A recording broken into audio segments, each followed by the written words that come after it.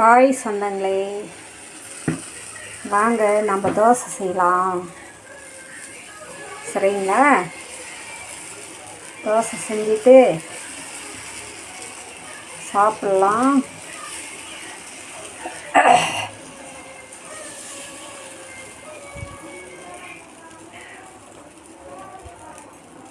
தோசை செஞ்சு முருங்கைக்காய் சாம்பார், முருங்கைக்காய், உருளைக்கிழங்கு,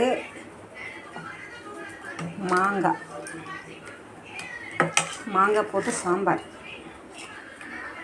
சாப்பிட்லாம். சரிங்களா?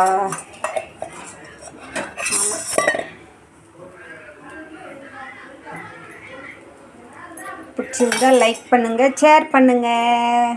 பாய். ஷேர் பண்ணுங்கள், லைக் பண்ணுங்கள்.